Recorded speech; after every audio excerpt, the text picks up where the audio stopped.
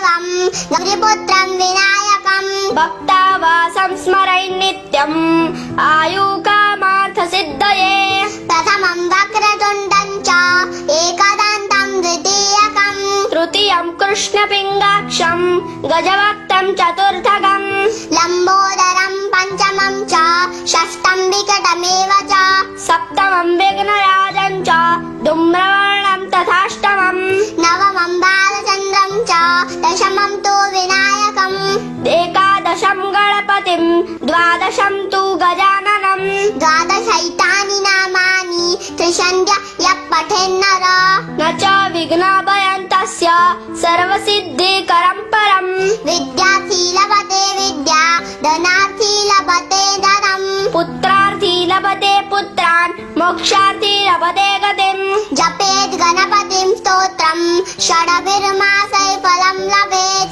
संवत्सरेण सिद्धिश्च लभते नात्र संशयः अष्टाभ्यो ब्राह्मणेभ्यश्च लिखित्वाय समर्पयेत् तस्य विद्या भवेत् सर्वा गणेशस्य प्रसादतः गौरी पार्वती जीना पुत्र વિનાયક ગણપતિજીને પ્રણામ કરી આયુષ્ય કામના માટે અને સર્વ કાર્યની સિદ્ધિ માટે ભક્તોના આવાસરૂપ ગણપતિજીનું નિત્ય સ્મરણ કરવું. પહેલા વક્રતુંડ દેવને, બીજા એકદંત દેવને, ત્રીજા કૃષ્ણ પિંગાક્ષ દેવને, ચોથા ગજવક્ત્ર દેવને, પાંચમા લંબોદર દેવને, છઠ્ઠા વિકટનાશન દેવને, સાતમા વિઘ્નરાજન દેવને, આઠમા ધૂમ્રવર્ણ દેવને, નવમા ભાલચંદ્ર દેવને, દસમા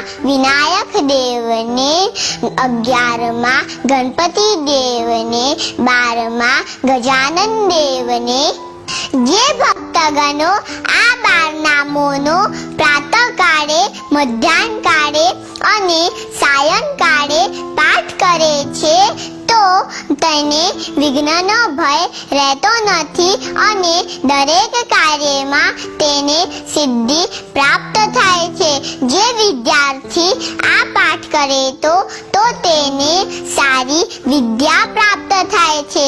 ધનની ઈચ્છાથી પાઠ કરે તો ધન પ્રાપ્ત થાય છે. પુત્રની ઈચ્છાથી પાઠ કરે તો પુત્ર પ્રાપ્તિ થાય છે અને અંતે મોક્ષની ઈચ્છાથી પાઠ કરે તો મોક્ષ ગતિ મેળવે છે. જે ભક્ત આ ગણપતિજીના સ્તોત્રનો પાઠ કરે છે તે સ્તોત્રનો પ્રારંભ કર્યા પછી 6ઠે મહિને ફળ પ્રાપ્ત થાય છે. એમાં સંશય કે શંકા નથી, પરંતુ આ પાઠની શરૂઆત કર્યા પછી એક પણ દિવસ વચમાં ગાળો ના પડે તેનું ખાસ ધ્યાન રાખવું. જે ભક્ત 8 બ્રાહ્મણોને આ સ્તોત્ર લખીને આપે છે એ ભક્ત ઉપર ગણપતિજીની કૃપાથી સર્વ વિદ્યા તથા સિદ્ધિ પ્રાપ્ત કરે છે.